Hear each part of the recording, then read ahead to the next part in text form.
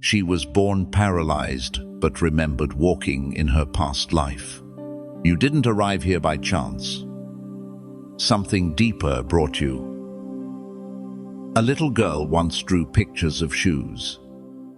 Hundreds of them. High heels.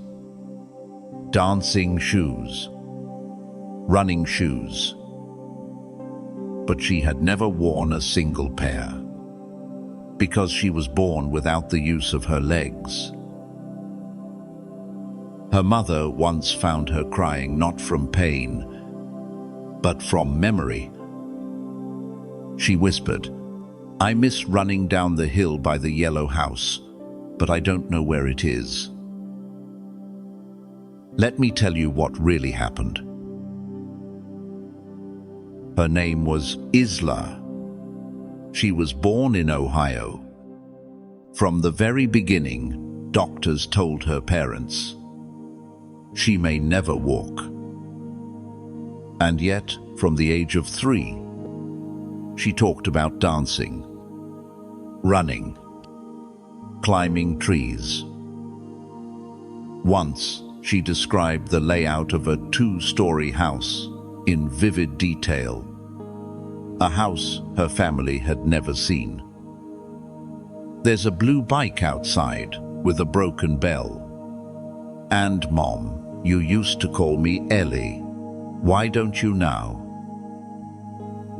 Her parents thought it was imagination, until Isla began naming streets, describing a woman with red hair and green eyes who used to tuck her in. They finally brought her to a therapist. And in one quiet session, she said something that made the room still.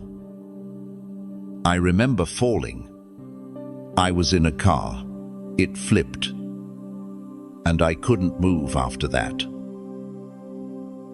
A week later, her father searched old newspaper records and found a crash report.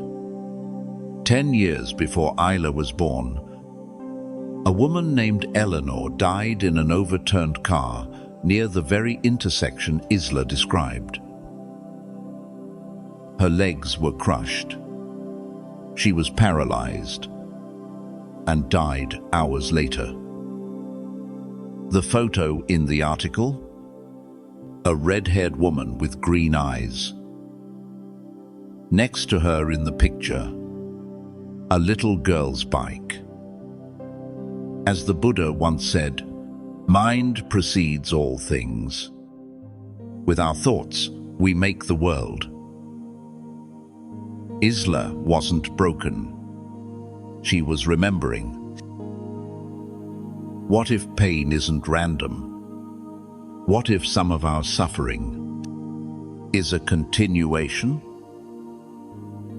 Not a punishment, but a path unfinished.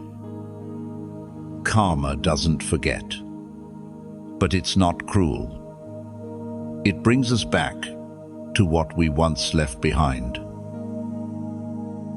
Isla's story isn't about paralysis. It's about continuity. The soul's longing to finish its journey, even in a new body.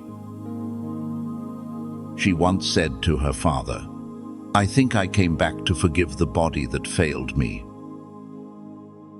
This time, I'm not angry at it. Have you ever wondered why certain pains feel strangely familiar? Do you believe you're living a story you promised to finish long ago? Isla is 12 now. She still paints shoes, but she no longer cries when she remembers running. She smiles and whispers, next time I'll dance. If this story touched a part of you that feels unfinished, you'll be back. Because karma isn't just about past lives.